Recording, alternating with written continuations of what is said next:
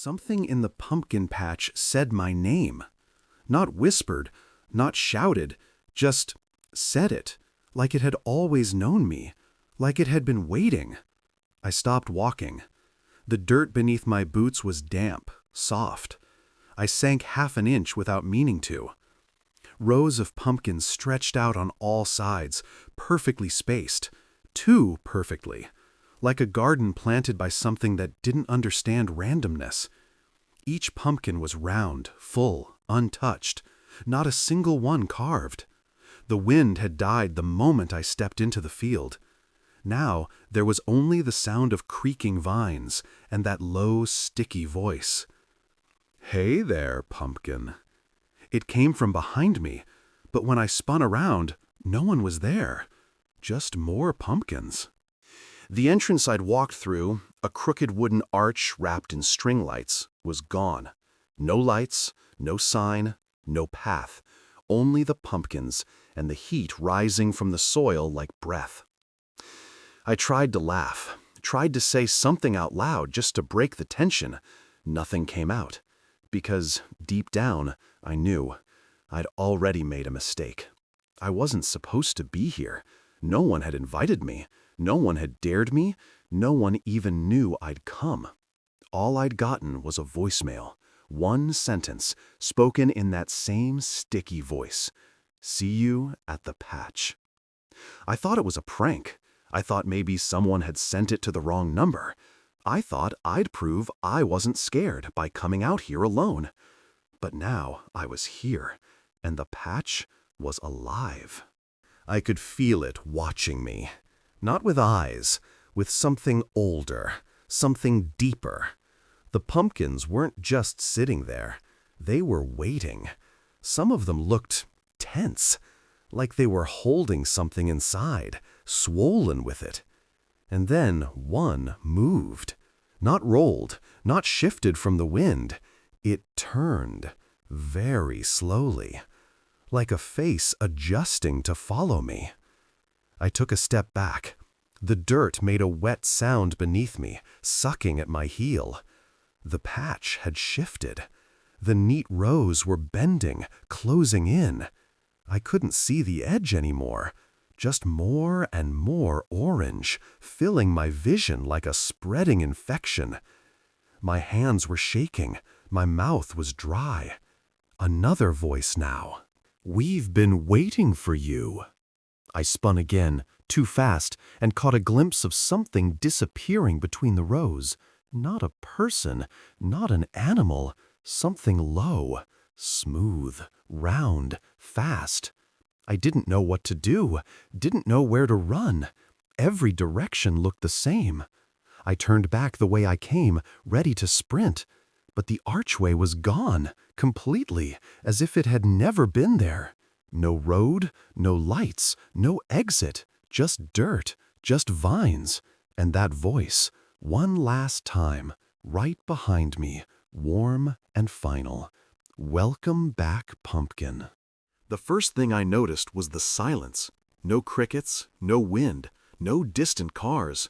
Just the wet, rhythmic shift of vines curling against dirt. Too slow to see, but too loud to ignore. The rows had changed. I swear they weren't this close before, or this crooked. The pumpkins weren't just sitting anymore. They were angled, leaning toward me, like they'd been caught mid-turn. Like they'd been moving when I wasn't looking. One in front of me had a crack down its side. Thin, deep, like a mouth that had just started to open. I stepped around it, slow and sideways, never turning my back. "Stay." It came from nowhere, everywhere, inside my ears but not from them. I tried to speak, to shout, but my voice got caught in my throat. Nothing came out but breath. I don't remember choosing a direction. I just moved.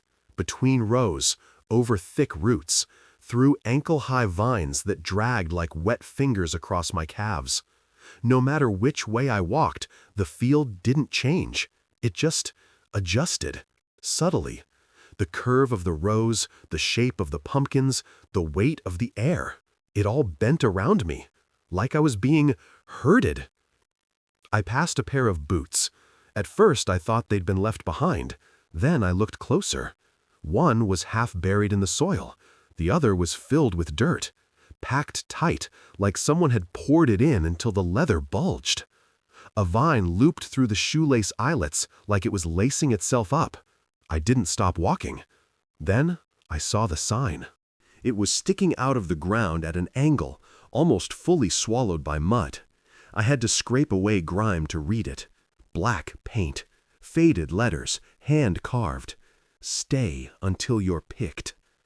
I stared at it for a long time. Picked. Not picked up, not picked out. Just picked, as in chosen or harvested. I dropped the sign and backed away. The soil squelched underfoot, and I nearly fell. When I looked down, the vines were thicker than before, wrapping, twisting, following me. The air shifted again, warmer now, almost humid. The smell was stronger, rotten sweet, like something overripe had burst and no one had cleaned it up. I turned in a full circle. Every single pumpkin was facing me. I didn't know how I knew that. They don't have faces. They don't have eyes, but I felt it. Every round body, every taut, glossy skin, all of it tilted in my direction with that quiet, waiting pressure. Watching, waiting.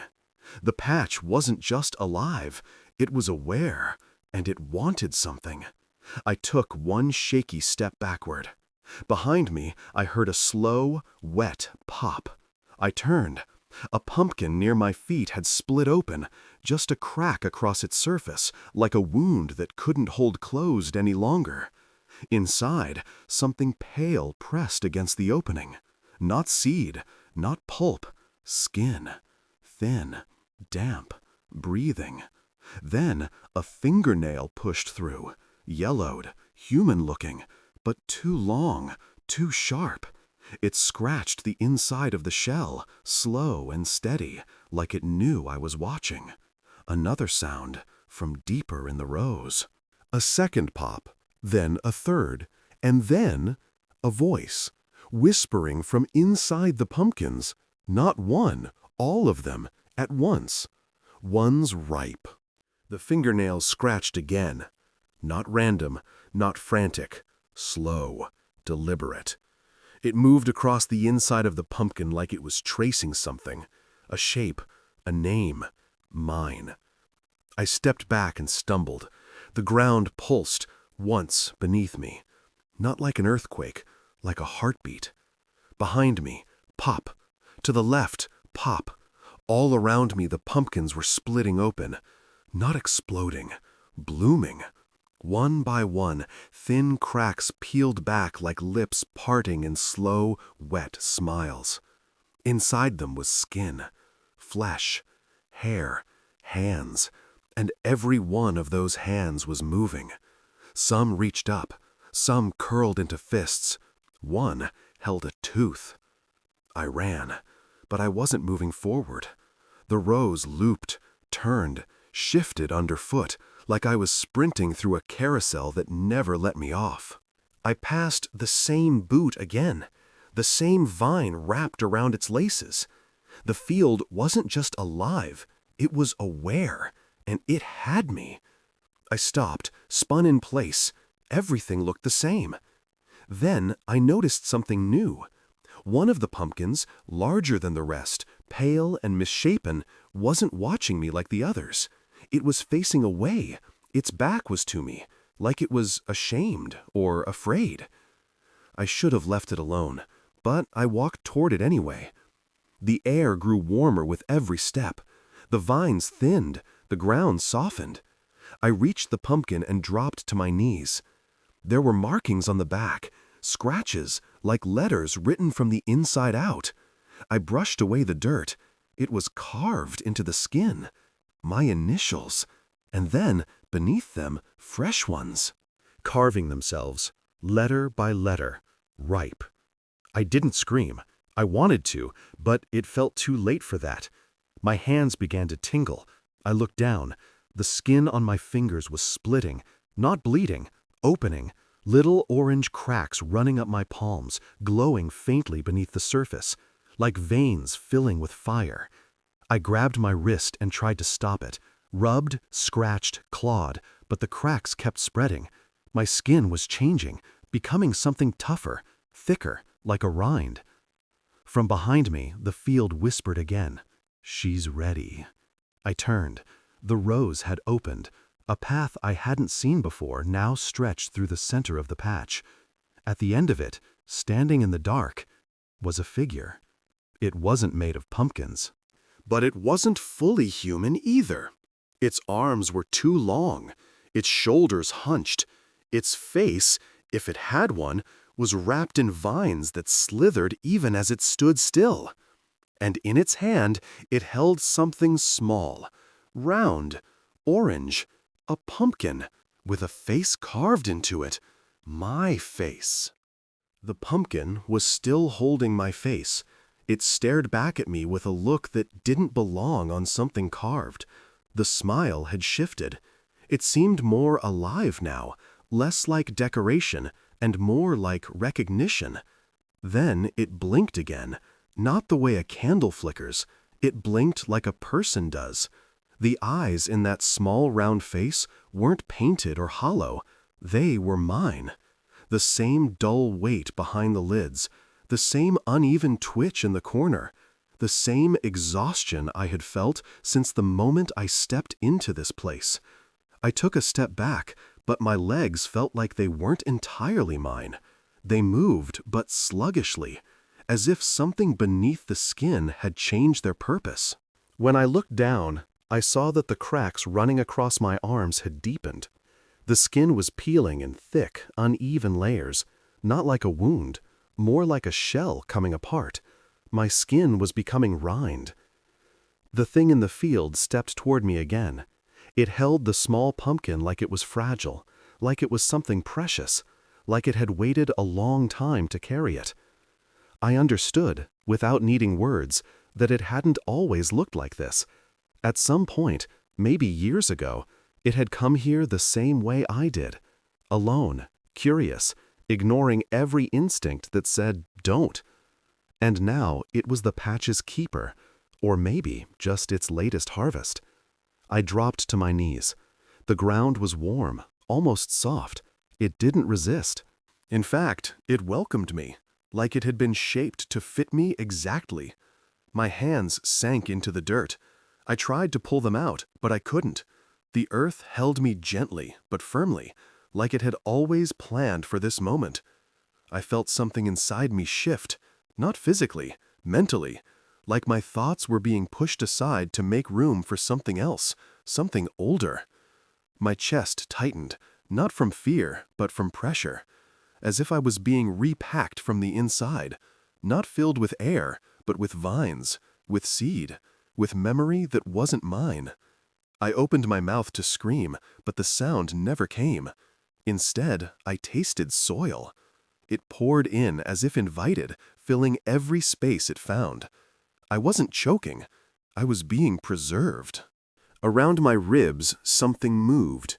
I could feel it weaving between bone and muscle with calm precision. It wasn't random. It knew what it was doing. I didn't have to guess. The patch had done this before. It was doing it again. My vision blurred as I looked up. The pumpkin that had worn my face was setting itself down into the ground, carefully, almost lovingly, like planting a seed. I watched it disappear beneath the vines, and then I felt them pull over me, first my legs, then my waist, then my chest. Finally, my face began to stretch, not outward, but inward. The shape of me was changing. My mouth tightened into a permanent grin. My eyes stopped blinking. My thoughts slowed to a quiet, steady hum. Still conscious, but no longer my own. Far away, at the edge of the field, I saw someone new. A figure stepping through the rows. Young, alone, curious, just like I was. I tried to speak, tried to warn them, but my mouth had hardened, and pumpkins don't talk. The pumpkin patch was waiting for me, and now I wait too. The patch has taken many. Some scream, some rot, A few grow roots. But don't worry, there's still time. Come back to the fire, before it picks you too. Follow if you made it out. Comment ripe if you didn't.